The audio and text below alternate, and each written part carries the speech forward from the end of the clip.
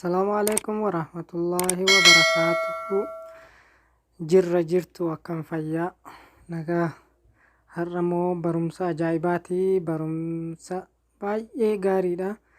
Osoo aappii tokko hin buusin icciitii kana quba qabaatu dhabde sirriitti na hordofe viidiyoo kan hanga dhumaatti. Fakkeenyaaf jawwaala gurguruu kaa'ee yoonin suuraa keessaa haqe eessatti akka waan ani haqe san ilaalu yookaan immoo waan na jalaa haqame yookaan immoo dogongoraan haqe tokko eessaa akka argachuu danda'u waliin ilaalaa jechuudha. Hanga guyyaa 30tti hin badu jechuudha achi keessaa. Amma viidiyoo dheeressuun duratti viidiyoo tana na hordofaa siin jedha. Daqiiqaa sanitti hin dheeressu. Amma gara barumsaa isheenuu gaalaarii keessan keesheentu jechuudha asumaanii. Erga gaalaarii keessan keesheentaniin booda haala kanaan amma suuraaleen jiru hundi isiniif bahaa. Amma fakkeenyaafanii kanarratti dhahee dileetii godhee isin agarsiisu bakka eessaa akkam fuudhamu. Amma haala kanaan takka 2 3 4 5 6 7 kana irratti gadi qabdu haquudhaaf ammaa isin agarsiisuuf fakkeenya. Kunoo raayitii irratti godhe guutuu isaa irratti amma dileetii kana dhufna jechuudha. Dileetii kana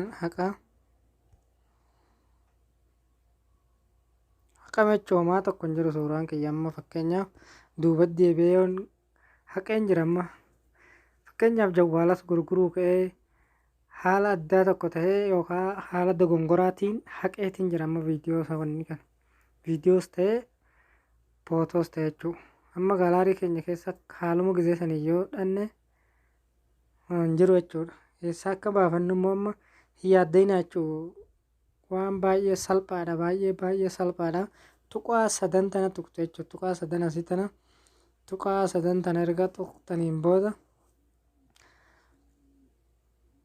asii tanarratti tuqxu jechuudha. Reesii siliibiin jettu tanarratti tuqxu hubadhaa ilaalaadhaan. Warri dubbisan beeknes 1 2 3 4 5 6ffaa irratti jechuus kunoo kana ilaalaati irratti dhoktanii jechuudha. Guutumaan guutuutti viidiyoon ani haqe suni asitti kan dabalataadhaan haqeessa asii jijjiira kunoo haala kanaan isiniif bahaa jechuudha. Asitti argachuu dandeessan. Jawwaala akka tasaa immoo yoo gurguruuf kaatan suuraa tokko akka inni gonkuma jawwaala keessaa badu yoo feetan erga achii dileetii gootaniin booda erga kana keessa dileetii gootaniin booda tuqaa 3tti tuqxanii asiin bakka ammaa kanarratti tuqxanii kana keessaa dileetii godhuun dirqama isinirratti barbaachisaadha jechuudha. Yoo immoo dogongoraan haqxan irratti gadi qabdanii suuraalee kana keessa gara gaalaariidhaa dabarfachuu barbaaddan irratti kiliika gootanii jechuudha. Haquu yoof tahee dileetiin kunooti akkuma agartanii yoo deeffachuu feetan immoo ristoorii bakka jiru kana tuqxu jechuudha gara gaalaarii keessaatti.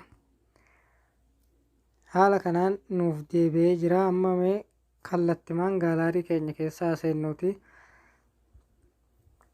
Kunoo dhufee jira jechuudha. Suuraaleen nuyi gizee haqne sun hanga guyyaa 30tti isin eeggataa jechuudha. Guyyaa 30 booda immoo ofumaa isaatii hin badaa jechuudha. Haala kana yoo isinitti tole viidiyoo teenya tana sheer laayik koomentii godhaa. Nagaatti hanga viidiyoo biraatii walitti deebinutti.